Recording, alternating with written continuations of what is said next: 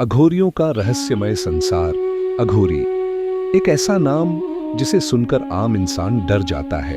ये वे साधु हैं जो शमशान घाटों में रहते हैं, मानव खोपड़ियों का उपयोग करते हैं और तंत्र मंत्र की गूढ़ साधनाओं में लीन रहते हैं। लेकिन क्या अघोरी वास्तव में खतरनाक होते हैं, या फिर यह एक ऐसी आध्यात्मिक साधना है जो दुनिया से परे किसी गहरे रहस्य को छुपाए हुए है?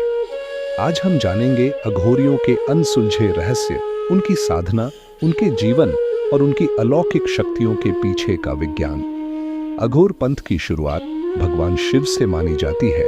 शिव को अघोर कहा जाता है, जिसका अर्थ है जो भयानक नहीं है।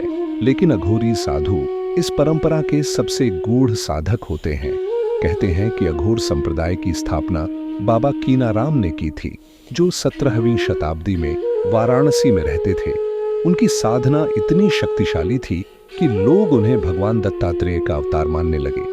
अघोरी अपने शरीर और मन के सभी बंधनों को तोड़कर आत्मज्ञान प्राप्त करने का प्रयास करते हैं। उनके लिए न अच्छा है न बुरा, न पवित्र है न अपवित्र। वे संसार से अलग होकर अपनी साधना में लीन रहते हैं। अघोरी आम लोगों से अलग होते हैं। वे शमशान घाटों में रहते हैं, लाशों के पास ध्यान लगाते हैं और यहाँ तक कि चिता की राख को अपने शरीर पर मलते हैं। वे ऐसा क्यों करते हैं?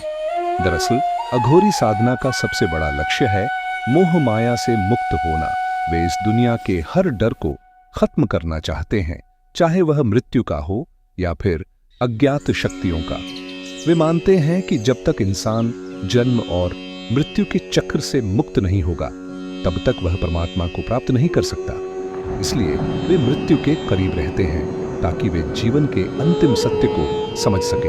अघोरी साधु तंत्र साधना के महान ज्ञाता होते हैं। वे कई गुप्त विधाओं का अभ्यास करते हैं, जिनमें श्मशान साधना, कपाल साधना और महाकाल साधना प्रमुख हैं।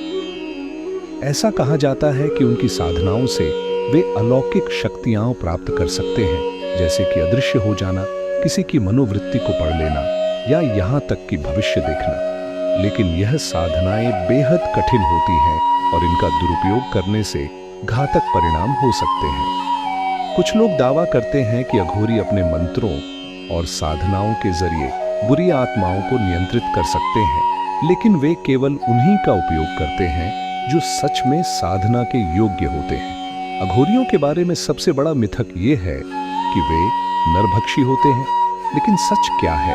दरअसल अघोरी लाशों को खाते नहीं हैं, बल्कि वे केवल शवों के टुकड़ों को तंत्र साधना का हिस्सा मानते हैं। वे यह दिखाते हैं कि शरीर नश्वर है और आत्मा ही सच्ची वास्तविकता है।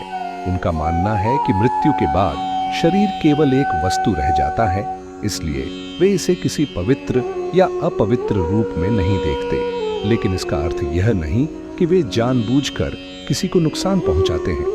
अघोरी साधुओं का अंतिम लक्ष्य केवल शक्तियां प्राप्त करना नहीं है। उनका असली उद्देश्य आत्मज्ञान और मोक्ष की प्राप्ति है। वे भगवान शिव की साधना करते हैं और अपने जीवन को उनकी कृपा में समर्पित कर देते हैं। कई अघोरी जीवन भर साधना करने के बाद हिमालय की ओर चले जाते हैं और फिर कभी वापस नहीं आते।